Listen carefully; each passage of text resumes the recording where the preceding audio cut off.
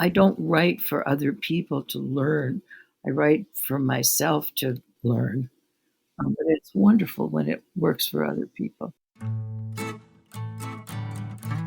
This is Daring to Tell, the podcast where writers read their true stories and we talk about writing and life. I am your host, Michelle Rado. Nothing's gonna make me brave. Nothing's gonna make me brave. Nothing's gonna make me brave except doing what makes me scared. Recently, on several consecutive mornings, I was sitting in my morning writing spot at the end of the red couch, and as I've reached for my coffee, I have noticed an ant. The tiniest ant you can imagine, crawling on the end table where I keep my books and pens and pencils and coffee. Why are you there, ant? I squish it, then apologize. In Still Life at 80, I loved how Abigail Thomas followed her observation of bugs, ants and wasps and flies. Because as someone with a lifelong bug phobia, I so loved hearing her contemplations about these little creatures. It showed me how to think about them differently. In Safekeeping, her very short scene sitting with her sister discussing how it might be confusing for a reader to hear about all these husbands. In a single page, she brings clarity to the 3 husbands she had, which children were with whom, and a general overview of the state of each marriage. This showed me how to write about something differently. The first book I read by Abigail Thomas, however, was What Comes Next and How to Like It. I was immediately smitten with the book. I could not put it down for the candor and nonlinear storytelling of her best friend Chuck and her daughter Catherine. And if you haven't read it yet, I am not going to say any more. And if you have, I don't need to say any more. This book showed me how to structure a story differently. And in 3 Dog Life, she so bravely strips bare the horror and sadness of the traumatic brain injury of her beloved 3rd husband, Rich, and the mind-numbing shock that comes when your very worst life moments can somehow lead you to a new, unplanned, and enjoyable dimension of life. To me, this one was a lesson in how to live life differently. Writing and life are the 2 things, of course, that I love talking about on this podcast. When given the chance to talk with Abigail Thomas, thank you, Melanie Brooks, I gulped with excitement and anticipation and said, yes, please. When I invited Abigail Thomas to be on the podcast, I asked her if she might read from Still Life at 80. She agreed, but then asked if she might perhaps read from something new she's been working on. There was about a nanosecond before my answer. Absolutely, I would love that. So today I am beyond excited to share with you my conversation with Abigail Thomas. I am so excited to talk with you today, and I'm really excited to have you on Daring to Tell. I love being here. Thank you. I love being here. I have to say, of course, I've loved your books, and there's so much that I think we could talk about. And often on this podcast, we talk a lot about writing and how we got into writing. And I'll say I feel like I know you because I feel like that's what happens when when we get to know people through their books. And so my question, maybe to start off for you, is that I know you began working in the publishing industry. And so I'm really curious to hear more about what that experience was like for you. First of all, just working in the publishing industry, but also in relation to how that set you into becoming a writer, being a writer, writing any of those things. That's a good. Well, I think I have to start by saying that I got kicked out of college, so I never went to college. I was pregnant, and in 1959, they asked you to leave, so I left.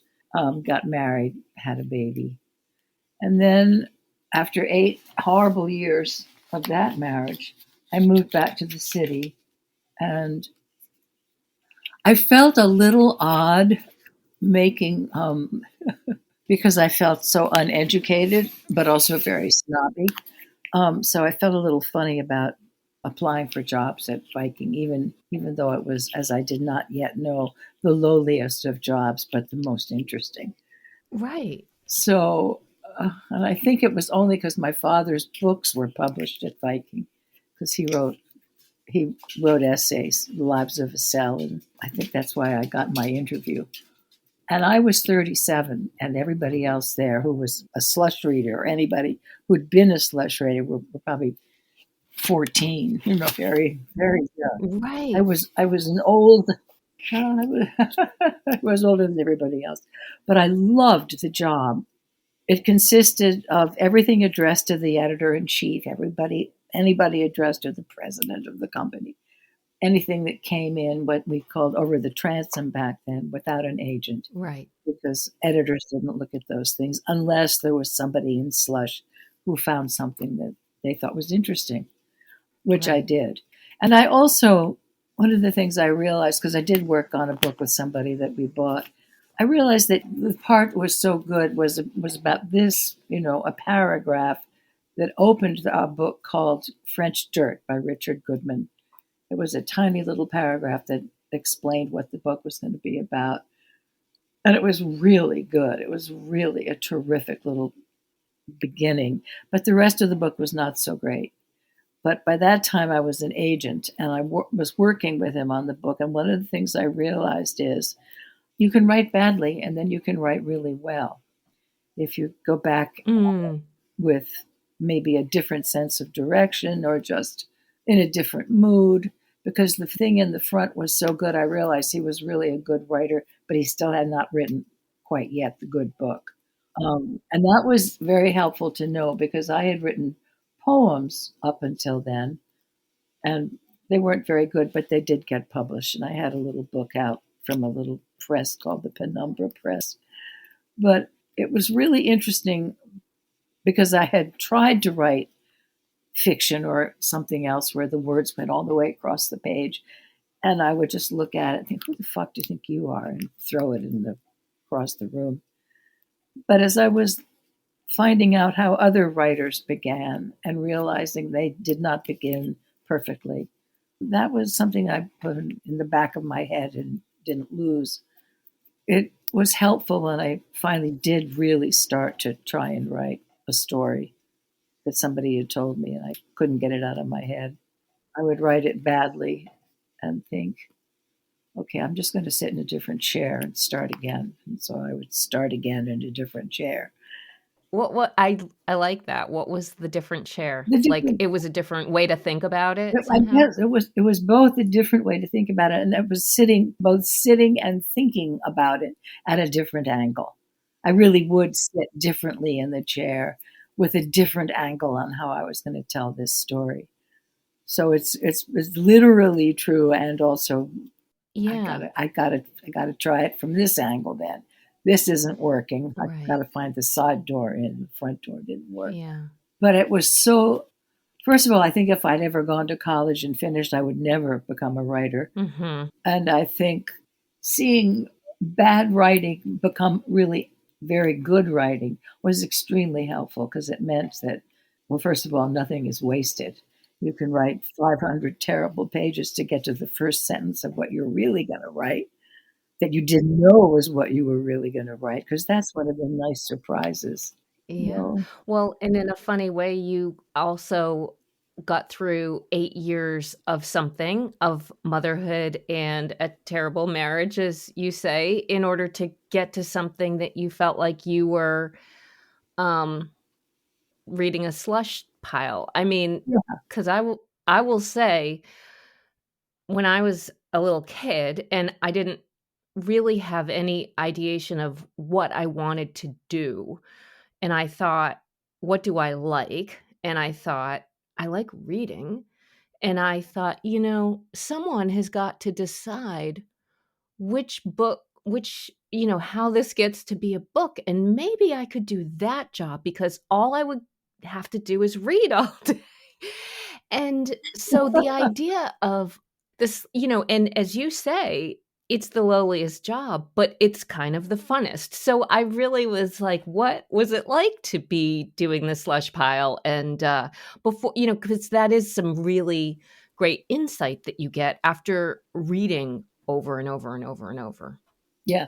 I also read for editors who had manuscripts that they needed somebody else to read before they did it. So that was fun too. I did that. I really loved reading and then just saying whatever I felt about whatever I had just read. Yeah. So that when I got promoted to edit whatever the next thing up was, that's when I left because I didn't want Right. a more important job. I just wanted to be able to do what I knew I was good at and liked doing, which was having an opinion about whatever it is I had just enjoyed or loathed. I Yeah. don't know.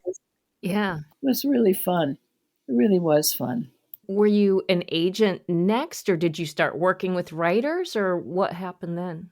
Well, when I got promoted, I left because I really did not want to be an edit, whatever it was, assistant editor. I Mhm. didn't want to have to write a report. I didn't want to care how many books it would sell. I just wanted to say, I was gonna say, it seems like it's about the selling part and that you weren't not interested no, in. I really just, I didn't want to be responsible for how many books it sold. I didn't want to be responsible for guessing how many. I mean, we bought, when I was working there for Cork Smith, a book came in called Stones for Ibarra by Harriet Dorr. And it was just a great book. And I don't think anybody thought it was going to sell, but we bought it because it was just too good not to buy. And I don't think people do that anymore. And then it won the National Book Award. Mm, These days, it feels as though an awful lot of publishing is about how much money they're going to make or who's right. doing the writing. So that's too bad. Yeah. So I left and I had a tiny job at a private school for a while. And then a friend said that Liz Darensoff, who was a very good agent, was looking for somebody to read. So I went to do All that. right. And that's when I started to, not right away to be an agent, but to work with people. It's just being, it's like a workshop. Right. Only there's only one of you there Yeah. talking to the, and it's thrilling when you see how good it can be. Yeah. And it's so interesting and it's such an intimate, trusting thing. You have to trust each other Mhm. and work hard. So that was fun. Then I had a very tiny vacation in New Hampshire out of nowhere, visiting a writer that I'd been working with. And there was a red pickup truck that said, "Too cute to stay home." Mhm. And that turned out to be a very young carpenter. Most of my children were older than he was, but we didn't have that conversation. Anyway, he said, after we had a conversation with a huge snapping turtle in between us, I spent a week with him in his pickup truck and had a very good time. And then just before I went home, we were in the White Mountains and his head was in my lap. He was asleep. And I remember thinking, oh, this is how you do it. When you make your first pie crust, it won't be any good at all, but then you make another and another, and pretty soon you know how to make a pie. And I realized that's what writing is. Your first sentence isn't going to be a good pie crust, but you just keep working at it. So when I got home, there was a sign that said, just get some writing done. And so I did that. I went and joined that writing workshop, and that was where I was able to write my first story. Mm-hmm. And it actually got published in the Columbia Journal of Poetry and Prose or something. And that was pretty great, that it hadn't worked the first 10 times, but the 11th time it worked and kept going. So yeah, I like the hard work and lots of time, and having that background behind you, that that you can keep going to come up with something more. And what about the writing process? Because on one hand, it is a lot of really hard work, yet it's also an exploration at the same time. So Oh, yeah. did you get hooked on that? Was that yeah. I got hooked on all of it. I mean, I wrote Yeah. fiction before I wrote what I write now. Mhm. I wrote two collections of stories and a little bitty novel, which was really fun. I loved doing it. And most of what I wrote was drawn from life, except for a couple of stories that I just made up, which was really fun. But when I started to write memoir, that was a whole new experience because you have to go places that it's very hard to go. You have to write about stuff that is painful to remember and does not cast you in a good light, Yeah. but it's the truth you're after Mhm. and it's clarity you're after, although you don't know that in the beginning. But clarity itself is comfort. You can write about very difficult times and just everything that seems important. And you surprise yourself, which is one of the wonderful things about memoir. Right. And you wind up knowing more about yourself than you ever dreamed was there, Yeah. you know? Yeah. Did you expect that off the bat, or what was that discovery? Yeah. No, no, I didn't even know what I was doing because I'd become very good friends with my second husband, from whom I was divorced. But we did become quite good friends, and he was sick, and I had remarried by then. Anyway, he died, and I just kept writing these little tiny pieces, Okay. a paragraph here, a sentence there, 2 pages here. And it was both things I remembered, it was where I was at the moment, and it was wondering what was going to happen next. So Hmm.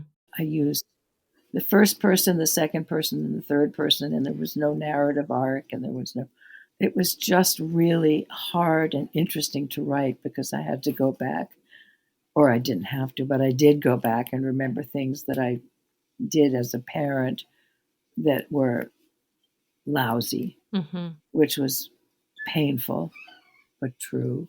And I didn't know what I was doing. And all these little things I was writing just seemed like a bag of potato chips that had broken and fallen on the floor. It had no real reason for being except that I couldn't stop writing. Yeah.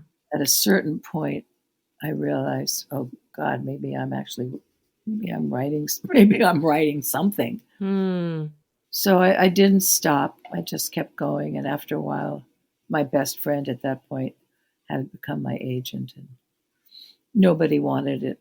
Hmm. Everybody turned it down because it didn't do all those things you're supposed to do. Why was I writing in the first person and the third person and the second person? Anyway, Robin Desert Knopf bought it. Which one is that? Safekeeping. Oh, yeah.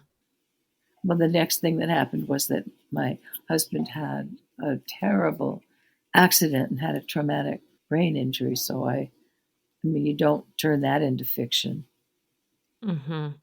There kept being things that happened that were memoir sort of things. And I was gonna say, it's sometimes things are so painful that then writing is the way to I say process, but I appreciate what you're saying about how sometimes you just something grabs your attention, like the potato chip bag falling on the floor, and you don't know why it's sticking in your head, but it does somehow matter. Yeah, and it's so interesting to find out why this particular color blue keeps swimming into your view, and what is this odd feeling it's giving you, or there's no more interesting, difficult, or there's no better high that you can get from anything other than writing hard stuff and figuring out who you are in this situation. And it's, you surprise yourself if you end whatever it is you're writing where you thought you were going to end it, then you're probably doing something wrong, because Yeah. somewhere along the way there needs to be a surprise that Yeah. changes everything. And if you're not surprised, Nobody else is going to be nobody else surprised. is. No. Yeah. I love that so much. And I love it's just, I mean, I feel like I'm the gratuitous oozing happy reader, because I just love that's how your books spin out, like how each tale is something unique to itself and all part of something, and it does go somewhere. But I know what you mean when you say there's not a narrative arc. And also about the high, about trying to put something down. I can relate very much to, I have surprised myself, or I didn't know that this is maybe what I was actually thinking. But then that doesn't happen again for a really long time. And I guess that's the hard work part. But with safekeeping, when did you, in my mind, there's some kind of transition point between writing all these scenes and knowing you had a book, or was a book in the back of your mind as you were writing them anyways? The book wasn't in the back of my mind until I'd done an awful lot of writing. I guess I had maybe 100 pages when Chuck sent it out, and there was certainly more to write. And I was so lucky that Robin Desser bought it, because Robin asked just every question she asked, I instantly knew the answer to. Mm-hmm. She was just brilliant. And it was just so much fun and so interesting and painful too. But she knew just what to ask, and I knew just what the answer was. And Yeah. it was usually something that I just simply had to put in. Instead of ending it here, I would write another 4 sentences. It didn't make the book much longer, because it wasn't ever going to be a very long book. I don't really know when I knew. I guess one of the things when you have 100 pages of various that took place in various times and moods. And I thought, okay, I've written about the past, I've written about now, and I've written about after Quinn's death. And so it made a shape for the book. Mm-hmm. I could put things into 3 different sections, and they weren't necessarily obviously belonging anywhere in particular. But if you read them together, it made a kind of not chronological, but emotional sense. Mm-hmm. Once I realized I could do that, I guess that's when we thought, let's see if anybody wants this little book. And the right person did. It had to have been so exciting to meet someone who you feel like got it. I mean, that's what that was. It's like, yeah, I found the right person. Yeah, I was really lucky. And it was a risk for her too, because it wasn't any of the things a memoir is supposed to be. So it was a risk Mm-hmm. for her. And it was wonderful. She was really just absolutely perfect. Kind of liked, unfortunately, become extremely proud that I did never go to college and wrote 8 books anyway. Sometimes I think there's such a thing as too much education or more education too soon. Yeah. You want to fail at something before, go out and fail at Yeah. something, and Right. then come back in here Yeah. Yeah. with some kind of humility and reality attached to you than just, here I am. I don't know. Yeah. For college, I went to Northeastern University, which at that point had a I think they still have it, a co-op system. So you spent some time working and some time going in school. And I was just a liberal arts. I started off as an English major, actually, but then I switched to music. Oh, that's so interesting. I wasn't sure what kind of. Thank you. Yeah, it was.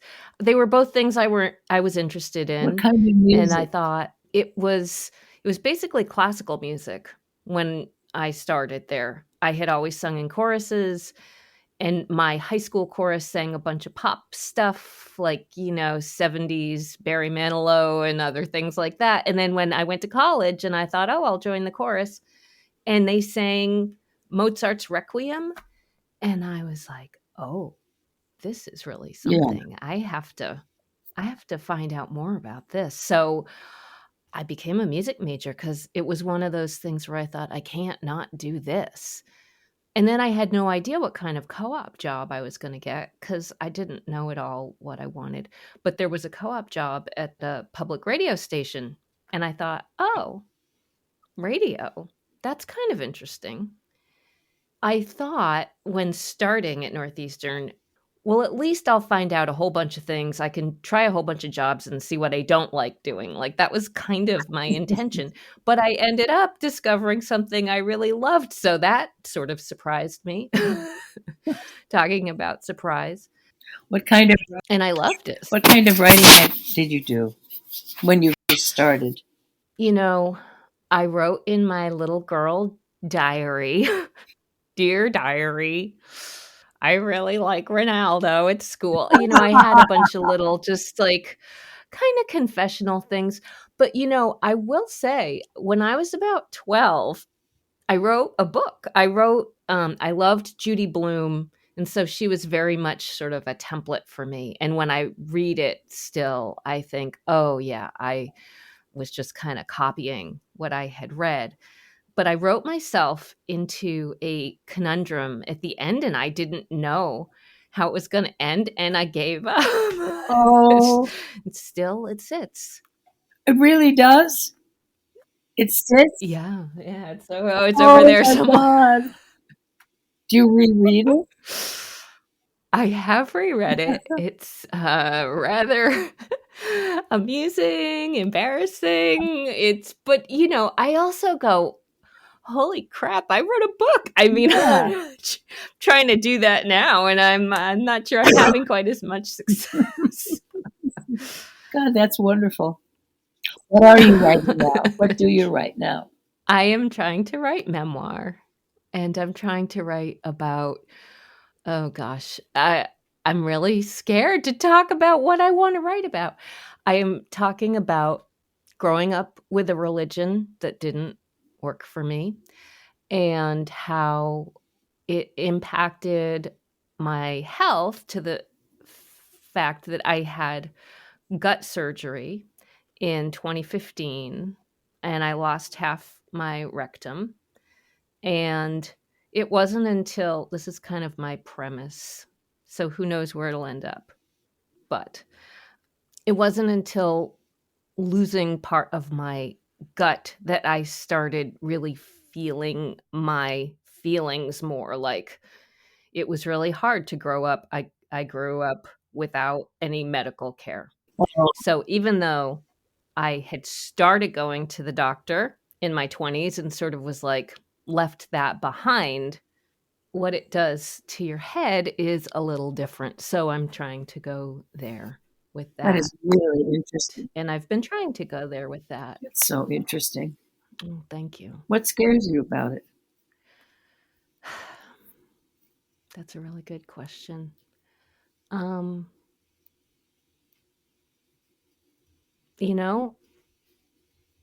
I think that it's hard for me to admit that growing up that way hurt me, which is to say, my mom. Yeah. You got to do it. It's not her fault. Yeah, it's not her fault. You know what? That's... yeah.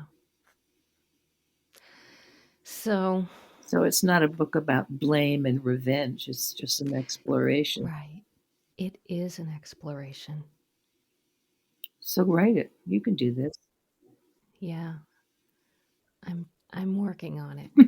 And I know. Isn't that the greatest kick the can down the road? No, it takes a while. It takes time. But Yeah. clarity is comfort. And that's what you get when you do this. Yeah. How did you come to clarity? I think I think the process of, well, it was different for each book. I'm not sure how I would say what I learned from safekeeping, except I no longer felt guilty for everything Mm, I had failed to do or done wrong. But the book I wrote about my husband's traumatic brain injury, I think when women are faced with a man they love whom they cannot take care of, they feel so guilty, that they cannot take care of him. And then after 2 years of trying to help Rich get himself back, and it was not going to happen, there was only one place that would take him without drugging him, and that was up here in Lake Katrine. And after a year or two of driving up to visit him once a week, I moved up here because it seemed yeah. silly to do this once a week, and he could be in good moods, and it was nice. It was nice to see him, so I moved up here. And after a while, I had some workshops, and I made friends, and I bought a nice house, and had my dogs able to be out in the yard. And I realized one day that I actually was enjoying this life. And then, you know, here I am enjoying a Yeah. life that was built on Rich's ghastly, tragic accident. And then, of course, you feel like you just don't deserve space on the earth. I didn't know how to free myself from that feeling of just terrible guilt. But what I Mhm. do when I'm stuck with something, there's usually a word.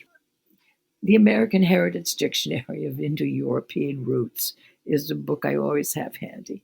And when I was so upset about myself loving my life after Rich was hurt, I'd look up words in that book, because sometimes the original meaning of something will answer a question you didn't know to ask. Yeah. And I looked up guilt. It was just always guilt. And I looked up survivor, and it was always just survivor.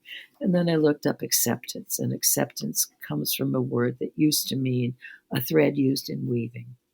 And that changed my life right then. Wow. You have to keep weaving. And I was weaving. Yeah. Yeah. That was a moment of clarity that I really needed. I was really just living my life. And there's nothing wrong with that. You're supposed to keep weaving. Anyway, that was some clarity that Yeah. I have been grateful for all these years since. Well, if I can say, I listened to that book as an audiobook. In that moment when you came to that, especially hearing you read it, was so riveting for me. I was on a run and I stopped. I stopped and went back and listened again, because to hear when you had that moment of recognition of loving a life that was a result of a horrible, horrible thing, and the guilt about that. That's not a moment that one comes to easily, or that one No, talks about easily. So I guess I wonder, in the writing part of it, aside from the clarity part, because one of the other things that's so prominent in your work is the curiosity and looking things up. And I looked up about these bugs, and I looked up about these, and I heard you talk before, and I wanted to have next to me when I was talking with you today oh, my oh, American so Heritage Dictionary of Indo-European roots. I Love it. Yeah. Isn't it great? It's great. I love it so much.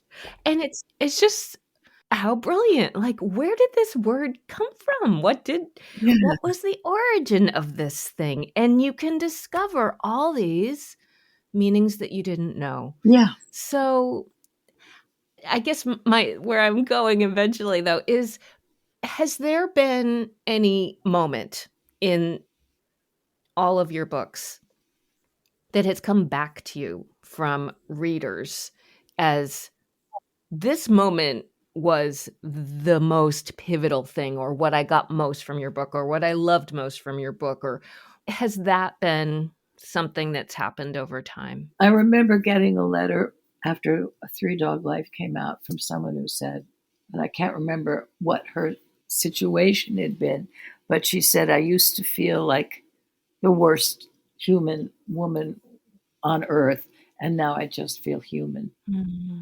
I mean, I don't think a writer can have a better compliment than that. Yeah. I mean, you just can't hope for anything more wonderful than that. Yeah. I mean, I don't write for other people to learn. I write for myself to learn. But it's wonderful Yeah. when it works for other people. Exactly. That's what I love is somehow through the deepest exploration of ourselves in search for some kind of clarity. Mm-hmm. It can only be for ourselves, yet in doing that, somehow it becomes a broader connection. And that I find just absolutely magical. Yeah, me too. It's just a wonderful feeling that Yeah. what you're writing can be useful to other people. Yeah. Although that's not what I'm doing it for, but just Right. wonderful. It's just a lovely feeling. Well, I was going to have you do some reading if this feels like a moment. Do you want to do some reading? Yeah, I'd love to read a couple of new things just to try them out. Absolutely. Because my friend, my dearest friend Chuck died 2 years ago. Yeah. He was hired to be the slush reader when I was promoted, and I had to train him with some training. And I saw this extraordinarily good-looking young man who was very nervous, very nervous. And all I wanted to do was make him laugh. And I did. Anyway, the thing about slush is, I mean, it's mostly just terrible, but it's people desperate to tell their stories. And there's something poignant about that, even though it can be very funny. And so we would read things to each. Anyway, it's a good way to get to know somebody for the things that he found funny and the things that I found funny and still found funny 40 years later. So anyway, he died. We'd been friends for 40 years. And he died 2 years ago. And when I went to visit, my daughter and I went to visit him in his room, his hospice room in Brooklyn. And there was somebody had made a figure out of clay that was in the window. And I looked at it and I said, God, I think I'd like to make something like that someday. I said to Catherine, so she gave me a box of clay.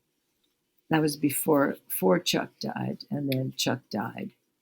And I really didn't know what to do with myself because he'd been my best friend for so long. Yeah. So I opened up the clay and began to make things out of clay, faces and various things. And I think with grief, it's helpful if you can make something out of it, using whatever is at hand.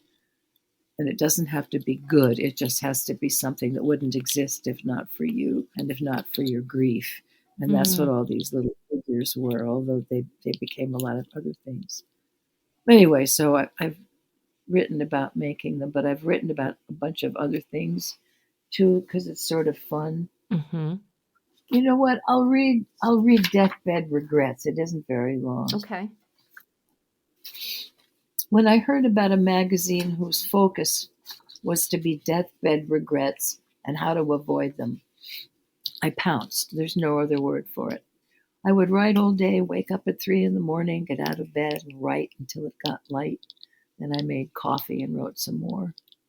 It was a little strange to be so rabidly and rapidly drawn in, although it was probably the word deathbed that grabbed me.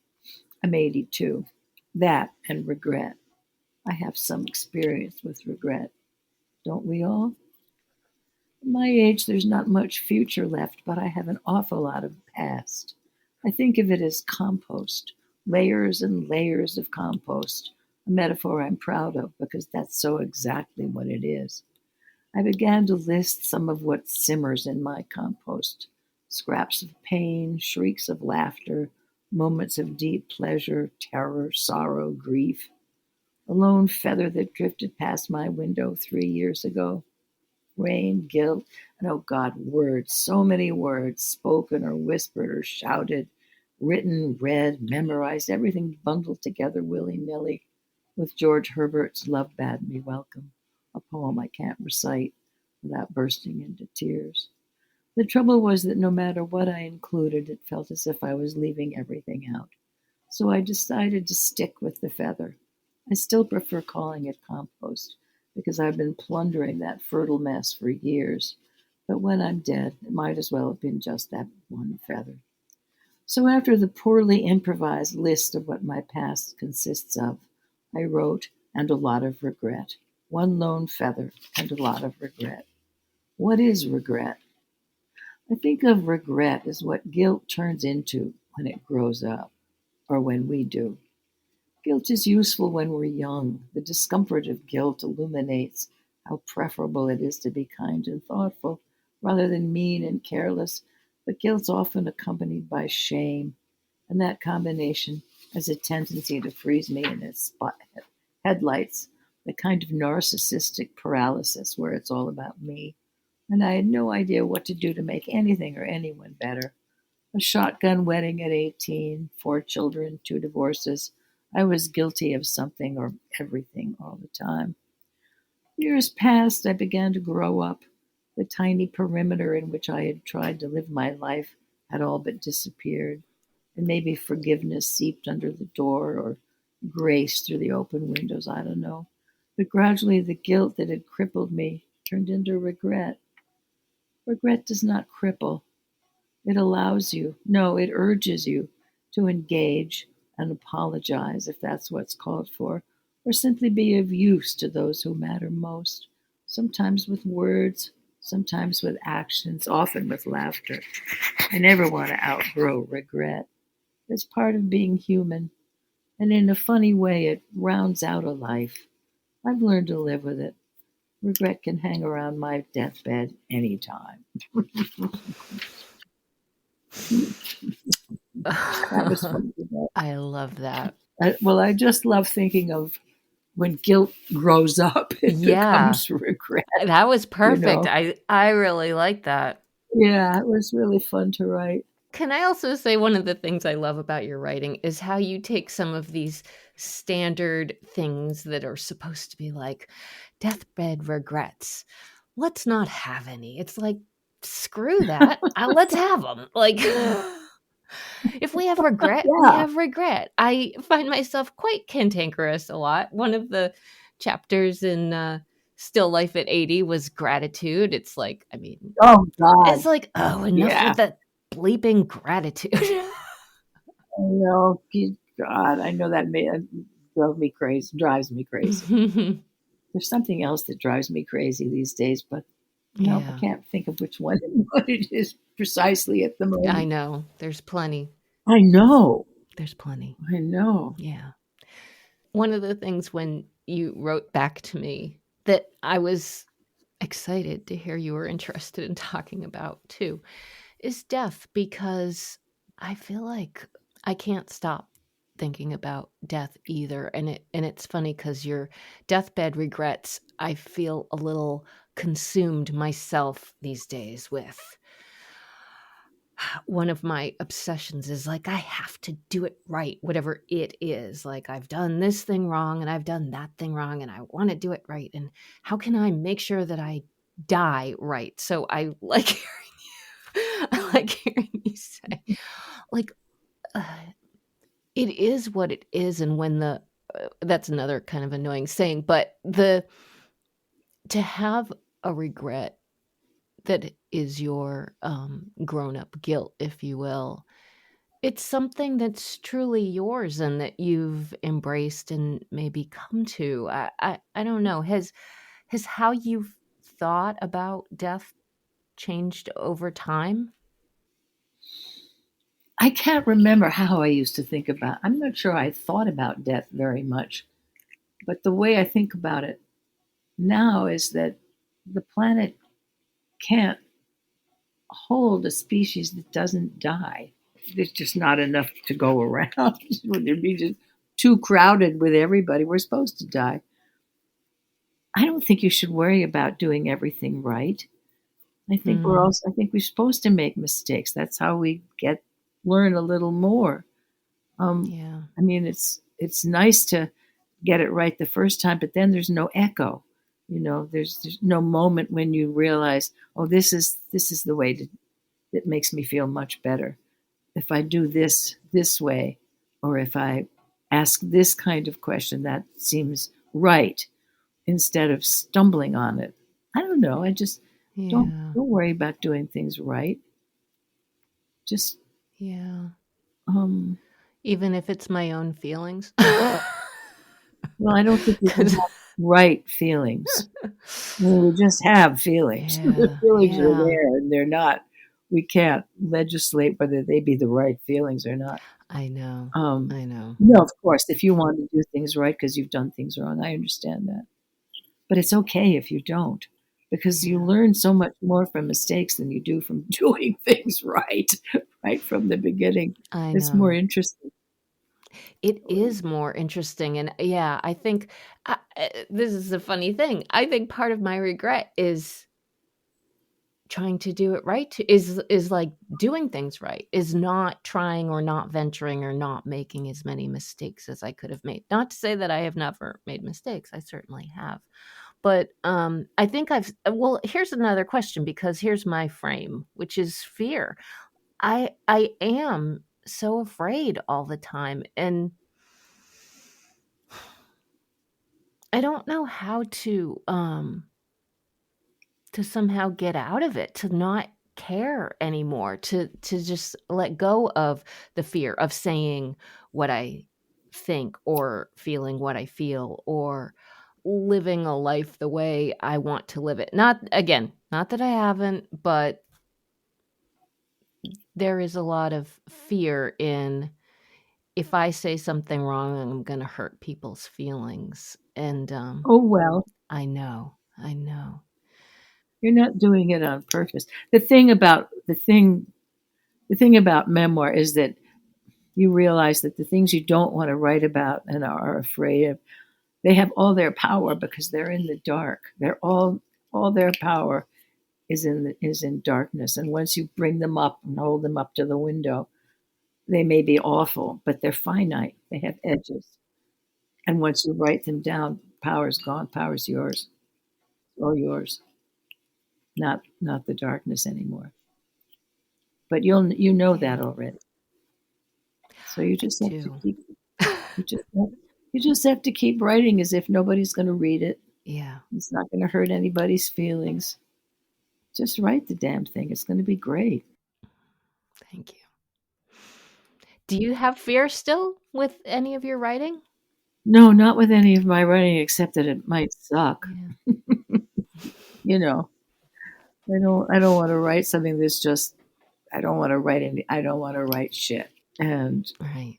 I don't know that what I'm writing now has any point to anybody but me, but I'm writing it because I'm having fun writing. Yeah, well, I might not be I don't think it would be shit, but maybe it would be compost. Yes. Well, it is probably it is certainly composed of a great deal of compost. Yeah. Yeah. Can you tell me a little more about the other art that you do? I know the clay has been I Mm. don't know if it's been recent. I know you have done a lot with clay recently, so I'm interested in hearing how that was you saw that mask in Chuck's hospital room. And what is the clay like for you? Like, what do different art Well, forms do they do different things for you creatively? Well, the two things I've done are I make things out of clay, and a long time ago, I made paintings out of Yeah. glass, on the other side of glass. And the one thing that both of those things I loved doing, is that they were both accidents. What I make out of clay is just very often an accident. I'll look at it, and Hmm. I will very often see a mouth or eyes or a wing or something, and then you go and find the rest of that in the in your hand. So you look to see if there's something already there that needs to be found. The rest of, Yeah. and it's an accident, and then you enhance the accident. And that was true with both painting and with clay, and it's really fun. The clay is very bossy, and if it doesn't want you to make a little boy today, it wants you to make a dog, you'll never get the little boy made. Mm. It Yeah. knows what it wants. And if you pay attention and obey it when it wants to be obeyed, it'll let you have your own fun. But it is a very interesting medium because it does wield a lot of control over you.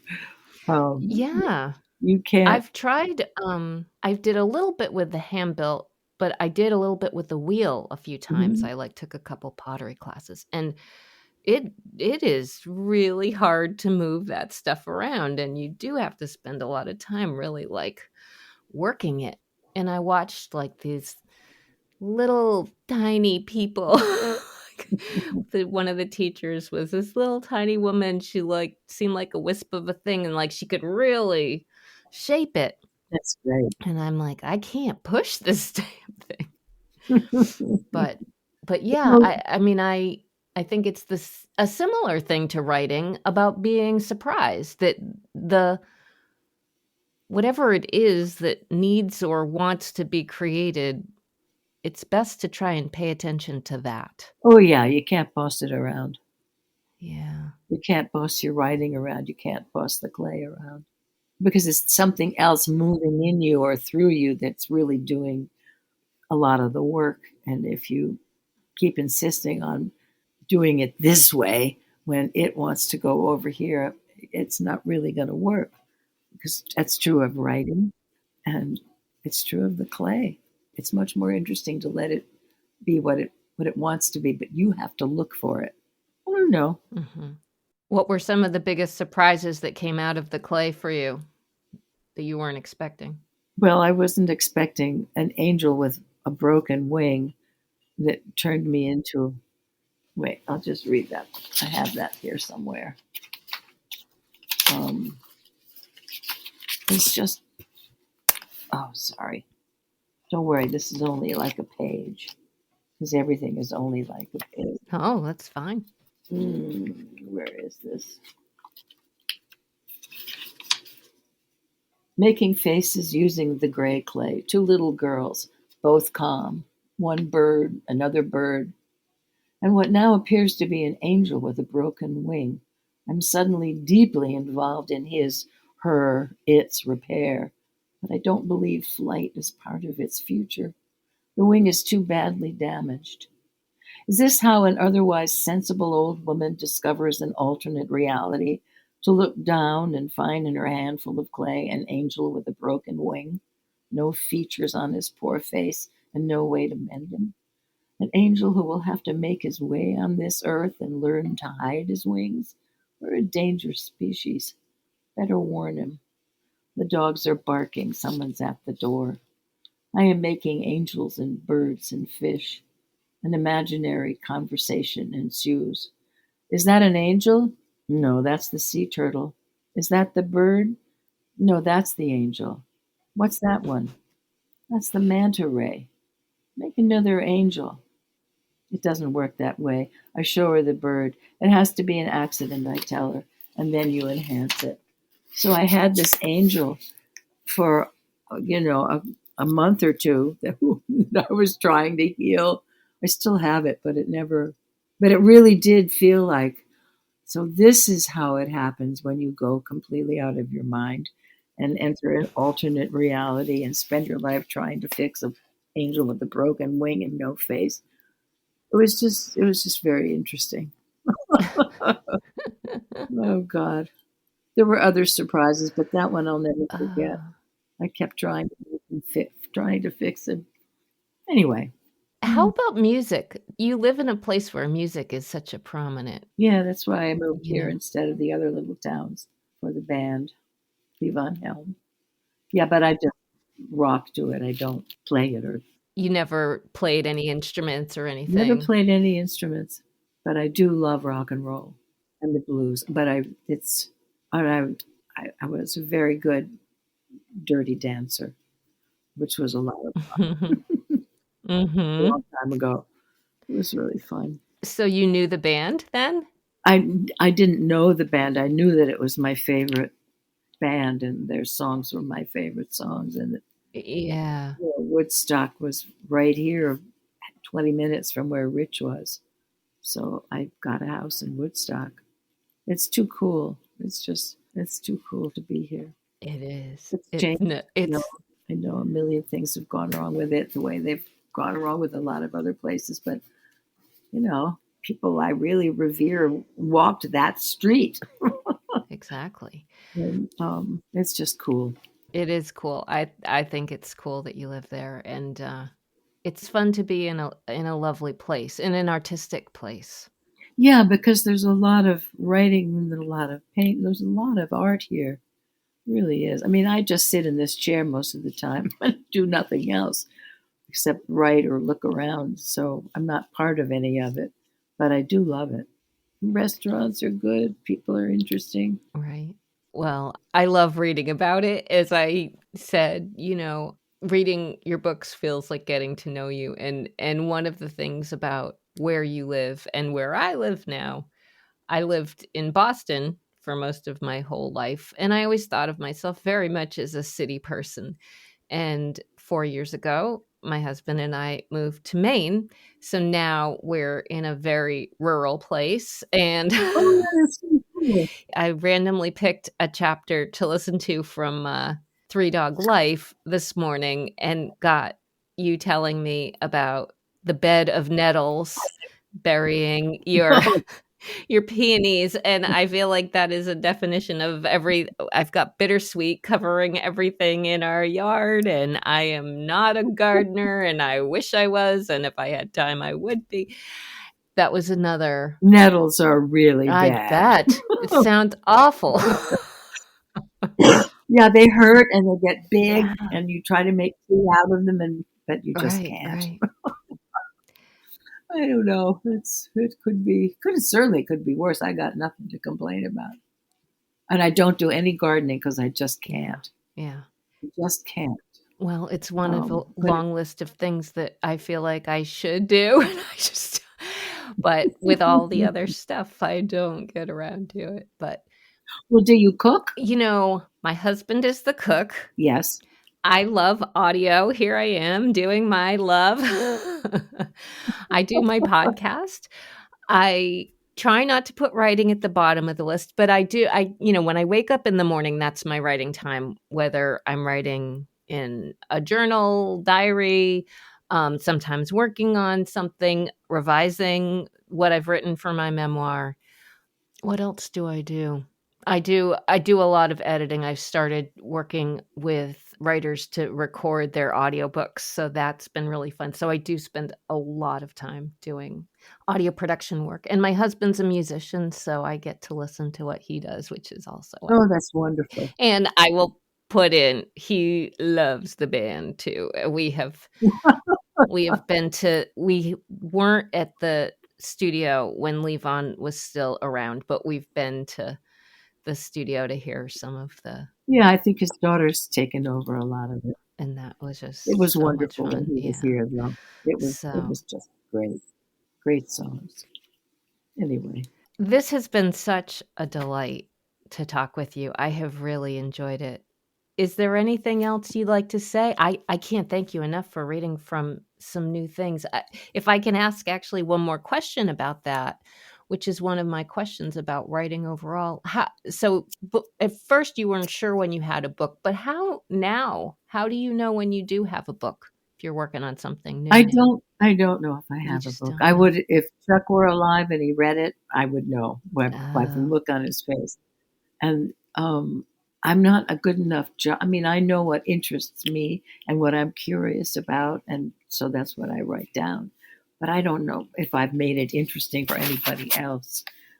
I don't know. I'm having a good time writing, but that doesn't always translate into a book. Mm-hmm. That translates into you've had a good time writing. Right. Well, it's translated into a very good book many times, so I think you've got a track record there. Well, that's nice of you. Thank you. Thank you. This was lovely. Thank you very much. After this conversation with Abigail Thomas, I wanted to look up the definition of the word accident in my American Heritage Dictionary of Indo-European Roots. And the derivation was the root cad, K-A-D, which means to fall or die. That struck me as I sat at my desk editing this episode, cleaning it up so as to have flow, clarity, but not so much as to erase the messiness. Abigail Thomas, you rock. Normally, I would be inclined to spell out all the lessons for you that I've felt after having this conversation, but maybe I will just end with this. Growing up as a Christian Scientist was very lonely.